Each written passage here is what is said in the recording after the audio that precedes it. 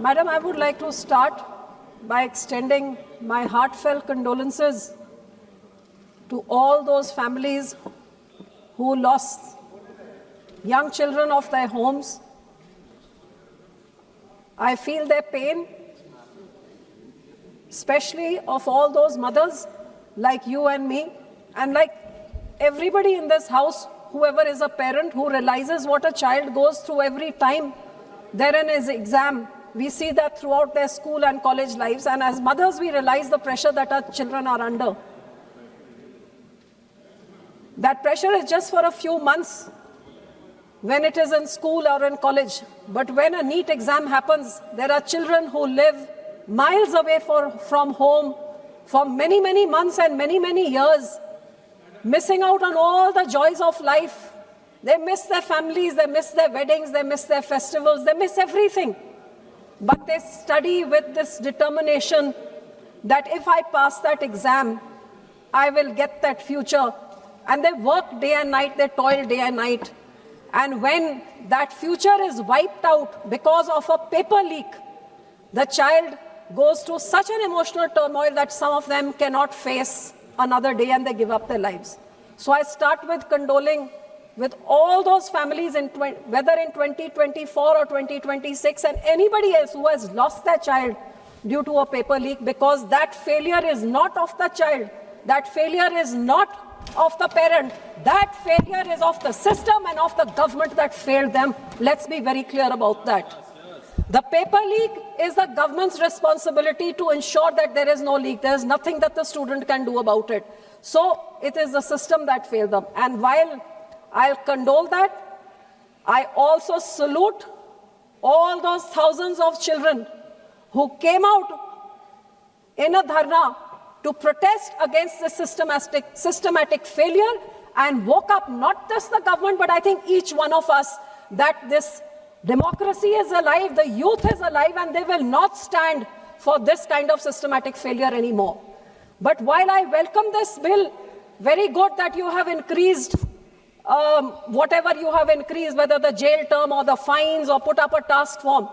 But I ask this government that when has the rule or the jail term or the fines ever stopped, ever been a deterrent? So if there has to, if you're genuine about solving the issues, is what that a student is asking or what the youth is asking, well, let's be honest and let's not do just a lipa poti of bringing in a bill and all of us talking about it and then tomorrow carries on as usual. Let's get the children together, the stakeholders together. Let's have an exchange of ideas. Each will tell what there is and then bring in a bill which will actually solve the problem. So, madam, while I say that this bill is fine, but I am sorry, it is not going to end any paper leak, and we all know that. But what is even more horrific than this is the paper leak took place, the children came out to protest, and the nation was stunned to see the way those children were treated by the Delhi police and the police in different states. I think that is what is absolutely shameful and which shocked the entire nation, that a peaceful protest, they were lathi charged and beaten, tear gassed, cannoned, and the way they were treated. And the thing is that there is no responsibility as to who gave the orders and who allowed them to do that. So while I totally condemn that, I think that dharna is not going to be complete until even people who give out orders like this to attack the youth, the future of our country, until they are also questioned.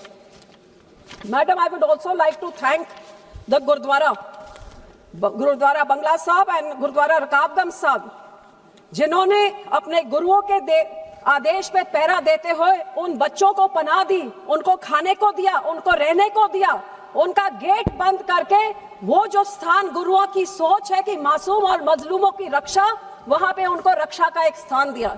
लेकिन मैं इस बात का भी खंडन करती हूँ कि हमारे सिखों में ही कोई ऐसे थे, ऐसे मंत्री सरकार के, जिन्होंने जाके गुरु के ऊपर उनका हुक्म हटा के सरकार का हुक्म थोपने की कोशिश करी और कहा इनका खाना बंद करो, पानी बंद करो, रहना बंद करो, और सारी इंटेलिजेंस अंदर भर दिए। मैं उनका भी खंडन करती हूँ। लेकिन मैडम, जो पॉइंट पे मैं आना चाहती हूँ वो ये है कि बिल सारा कुछ करता है, लेकिन मैं ये पूछना चाहती हूँ कि ये बिल कहाँ पे सेफ गार्ड करता है, जे सरकार खुद ही पेपर लीक को एक कमाई का साधन बना दे तो फिर राज्य कहां जाए, छात्र कहां जाए और लोग कहां जाए। मैं उस राज्य से आती हूं जहां आम आदमी पार्टी की सारी शर्म ही लीक हो गई है, बेशरम सरकार हो गई है, खुद सरकार पेपर लीक करा रही है और उसमें से कमाई कर रही है, तो कहां पे जाएंगे वो राज्य? आपको हैरानी होगी, मेरे राज्य का मुख्यमंत्री बोलता है कि पंजाब में यहाँ पे केजरीवाल, मनीष सिसोदिया, भगवंत मान और हमारा एजुकेशन मिनिस्टर बोलता है कि पंजाब में कोई पेपर ही लीक नहीं। एक मैडम बहुत जरूरी चीज है, भगवंत मान मुख्यमंत्री और सारा केजरीवाल आम आदमी पार्टी बोलते हैं पंजाब में कोई पेपर लीक नहीं हुआ, कब हुआ ही नहीं 5 सालों में। केजरीवाल कहता, मनीष सिसोदिया कहता है, जो कहता है साम दाम दंड भेंट से इलेक्शन जीतनी है। जो हमारे राज्य पंजाब में कोई लीक होता तो हम एकदम मिनिस्टर को हम उसको रिजाइन करवा देते। तो मैडम मैं ये आपके सामने और देश के सामने ये भगवंत मान का ट्वीट डेटेड 13 मार्च 2023 जिसमें वो खुद लिखते हैं कि पेपर लीक, मैं वो बटम कंट्रोल ये गोते जो बोल रहा है मुख्यमंत्री की पेपर लीक कभी हुआ नहीं। पेपर लीक यानी लाखों विद्यार्थियों के भविष्य के साथ धोखा, जिससे युवाओं के सपने टूट जाते हैं। हमारी सरकार पंजाब के युवाओं के सपनों और उम्मीदों पर सरकार है। पंजाब की टीईटी पेपर में जो हुआ लापरवाही, गड़बड़ियों बर्दाश्त नहीं कर जाएगा। मैं पुलिस को आदेश देता हूं तुरंत उनकी गिरफ्तारी की जाए। सो ये पेपर लीक हुआ और ये पेपर लीक पंजाब में 2023 का तो मुख्यमंत्री ने खुद एडमिट किया, लेकिन this is only one paper leak. The reality is कि पंजाब में every few months in 4 years there have been over 11 paper leaks, एक के बाद एक और हर बारी सरकार लिपापोती कर रही है। जैसे 2021 से Punjab police sub inspector PSCB mid term class 12 के एग्जाम, जो एक ब्लॉग में मैडम एक यूट्यूब के चैनल में ही पूरा पेपर लीक हो गया। आपको हैरानी होगी, ये पंजाब में है। भगवंत मान शराब 8:30 बजे पी लेते हैं सुबह ही, तो फिर उनको सरकार क्या चलाते हैं अंदाजा लगा ले। मई 2022 में नैब तहसीलदार के एग्जाम में पेपर लीक, वहां पे डमी कैंडिडेट्स बैठे हुए थे। दिसंबर 2022 में एक और पंजाब स्कूल बोर्ड का पेपर लीक यूट्यूब में हो गया। 2023 में क्लास 12 का 12वीं का एग्जाम पंजाब बोर्ड का, वो एग्जाम से आधे घंटे पहले पेपर लीक हो गया और 3 लाख स्टूडेंट्स इफेक्ट हुए और कई स्टूडेंट्स के तो उनके मोबाइल पे ही सारा पेपर पड़ा हुआ था। उसके बाद टेट टीचर्स, जिसका ये मैंने आपको दिखाया कि उन्होंने दिखाया वो टीईटी टीचर्स का जो उन्होंने ट्वीट किया था, मैडम वो क्वेश्चन पेपर में ही आंसर छप के आ गया। ये सरकार क्वेश्चन पेपर कौन छापता है? बच्चे तो छापते नहीं है, और क्वेश्चन पेपर इस आंसर के साथ छप के आ गया और पूरा एग्जाम कैंसिल। जब वो 1 लाख स्टूडेंट्स के ऊपर क्या बीती, और जब उन्होंने प्रदर्शन किया तो डांगे से उनको लाठियों से मार के बुरा हाल। मैडम 2024 चढ़ा तो एग्रीकल्चर डेवलपमेंट ऑफिसर, ऐसा पेपर लीक हुआ कि छात्रों ने 1 हफ्ता पहले लिख के सीएम को भेज दिया ईमेल कि आपके सीएमओ में ही एक अफसर ने 22 लाख रुपए लेके हमारा ये पेपर लीक किया है। कोई एक्शन आज तक नहीं। पीएसएबी ग्रुप बी के टीचर तहसीलदार, उनके अफसर्स हुए दिसंबर 2024 में उनका पेपर लीक, और सबसे ज्यादा वो सीएम की अपनी कॉन्स्टिट्यूंसी में। और मैडम जब 26 चढ़ा, बाकी साल मैं छोड़ दो, मैं सिर्फ इस साल के आपको 2-4 बता दूं, सारे मुझे लगता है सारा हाउस ही हैरान रह जाएगा। सबसे पहले ये आया तो ये मई का महीना चढ़ा, तो इस महीने में एक्साइज टैक्सेशन ऑफिसर, मैडम ये एक्साइज टैक्सेशन ऑफिसर में आपको हैरानी होगी कि जब एग्जाम हुआ और लिस्ट निकल के आई तो लिस्ट में अंडर द नेम लिखा हुआ है state bank of India, name लिखा हुआ है स्माइली, नेम लिखा हुआ है जीपीएस, ऐसे नामों के साथ लिस्ट निकली है जो लोगों को नौकरी मिली है। और ऐसे स्टूडेंट्स हैं जिनके पास 2-2 रोल नंबर्स हैं, 2-2 सेंटर्स में उन्होंने एग्जाम दिया और दोनों में पास हो गए हैं। और ऐसे के आप सोचिए जब एग्जाम हो रहे हैं तो क्या हो रहा है। ये मई में हुआ तो मैडम उसके बाद मई के बाद एक दूसरा एग्जाम हुआ, तो ये हुआ Punjab state rural livelihood mission.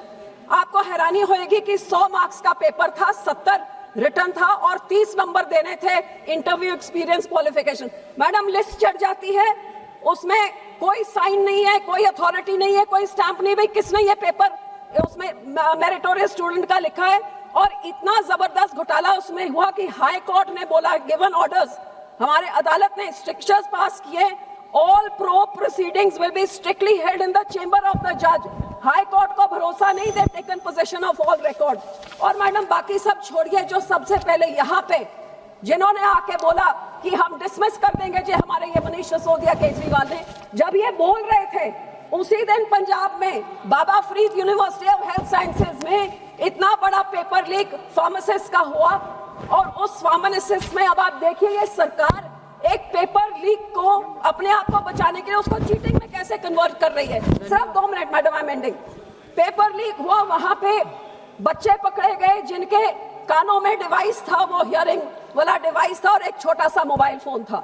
जब ये पकड़े गए तो जहां पे इधर सरकार आके, अब केजरीवाल भगवंत मान कहते हैं कि ये तो बच्चे चीटिंग कर रहे थे, किसी ने कैमरा लेके जाके लीक कर दिया। और मैडम ये मेरे पास FIR है, सबसे पहले 19 तारीख सुबह ये पेपर लीक पकड़ा जाता है और 20 तारीख शाम तक कोई FIR रजिस्टर नहीं होता, पूरा एक दिन निकल जाता है। और जब रजिस्टर होता है तो उसमें साफ साफ, madam just let me end in 2 minutes, साफ साफ लिखा हुआ है कि there is only a hearing device which was caught and no camera was caught. The FIR said there is no camera caught. So पूरा एक दिन लगा कि कैसे इसको पेपर लीक को चीटिंग बनाया जाए। So madam, this bill of yours does not safeguard.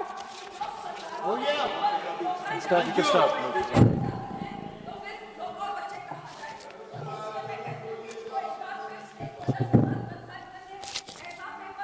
Thank you, Madam Chair.